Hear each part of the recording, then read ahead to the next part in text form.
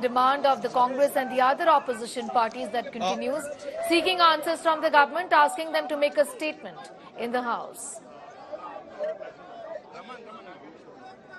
Well, Sneha, opposition MPs marched from Parliament to Vijay Chowk, where they are standing right now with placards in their hands. In fact, Shashi Tharoor of the Congress party is right next to me. We'll try and speak to him as well. The main outside and issuing press statements saying all the things that he could and should have said in the House. That they've suspended 9 police, that they're taking an inquiry, they're hoping to have results, findings in a couple of weeks. All of those things you could have said to the House. In the conventions of parliamentary democracy, that is the rule. That is the norm. That's how it's supposed to be. But it wasn't done. So from our point of view, what the government did was unacceptable and showed no willingness to honor the conventions of parliamentary democracy.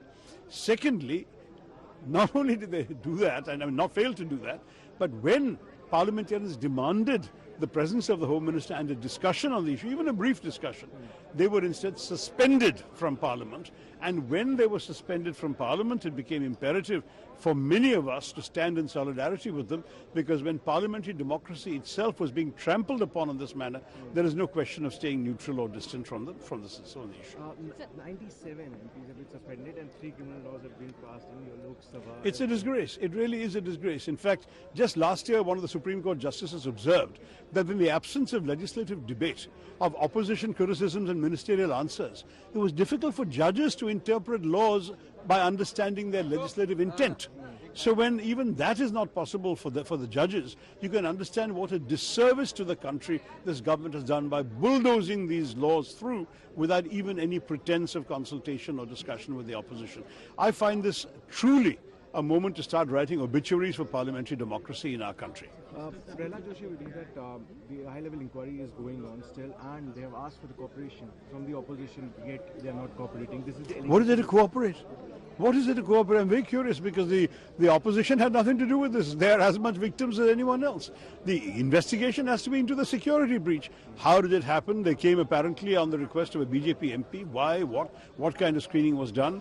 How was the screening procedure conducted? What arrangements have you made for security in the House? And should those arrangements be changed? These are the kinds of questions that the inquiry should be all about. There's nothing for the opposition to do but await the results and then discuss it.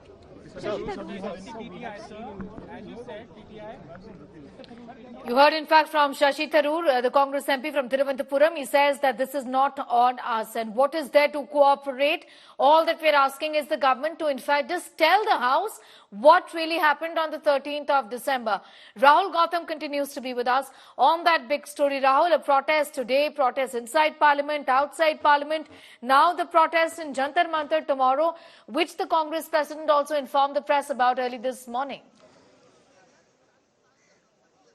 Absolutely, Sneha. It seems that opposition bloc is upping the ante against the incumbent government, saying that this is absolutely unprecedented and unacceptable. That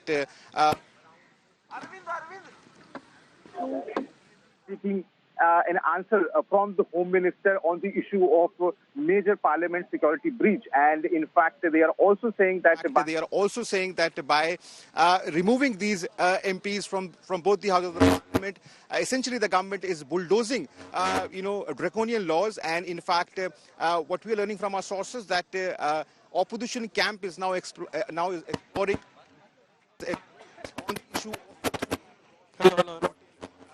protests. You can expect that this is only going to escalate in coming days. Tomorrow there are going to be protests at Jantar Mantar, from where let's connect with him in a moment, in fact from now, but we are staying with these pictures. A series of reactions coming in. Here is Karti Chidambaram of the Congress party. What is the one message that you want to give to the people of India on this? That this government wants a parliament without any opposition. They want a parliament which has to become a stamping house for their diktats. They do not want any debate or discussion in parliament, and because of the brute majority, they just want to pass laws by their whims and fancies, which have far-reaching consequences, which is going to turn India into a Hindutva Iran. The government says that we have already formed a committee to look into this matter. The committee has given a dissent note. Just because they have the majority, they're getting away with it. Please read the implications of the new laws. These are going to create great confusion. Not only create confusion, it's creating a super police state.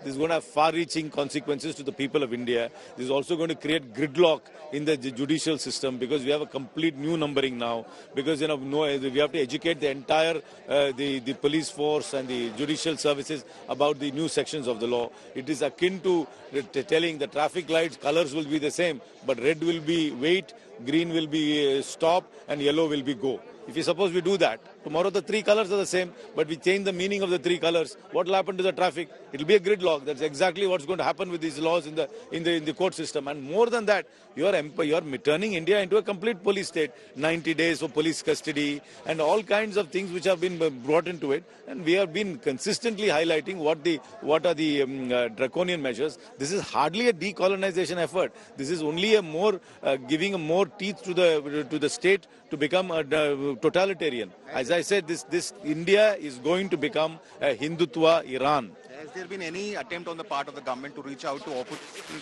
And are you exploring? Not that I know. Unfortunately, this government doesn't have any. There are no interlocutors who can have back channel discussions. Not that I know. Whether that kind of any effort is going on. Last question: are you exploring legal recourse on this issue? I don't. What legal recourse? Parliament is going to end tomorrow. The courts have been very clear and not really interfering in any of the legislation passed so far. So I don't know. Maybe there are superior legal minds who might be hopeful, but I'm not so hopeful. Very crucial bill passed in absence of most of these MPs, those who were suspended, and the government still says the opposition hasn't yet tendered apology, especially Rahul Gandhi and the TMC MP after making the mimicry in the video. The very formulation of the charge is ridiculous. First and foremost, on a personal level, I was to open the debate today. Also last session. Why is it aborted? It is aborted because you have a massive king-size ego. You will not come and give a statement in either house. Prime Minister and Home Minister will not speak on parliamentary breach. You will speak on Man Ki Baat on channels at Surat and Varanasi, but not in Parliament. Number two, for last 75 years, if you pick up placards and protest, when have you had 141 suspensions? This is a disgrace it's an insult to Indian democracy, the world's largest. It's a murder of democracy.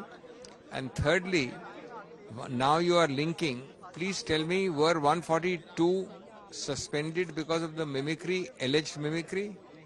Were 142 collectively punished for that? And is a informal setting of MPs joking and some individual MP doing a particular act, is that any connection with what is happening in terms of exclusion on three major bills? So what you are doing is trying to make a fool of all the people all the time, and nobody is fooled. And I think the government should realize that they are setting precedents which, God forbid, should not be used against them, because they are not here for all times to come.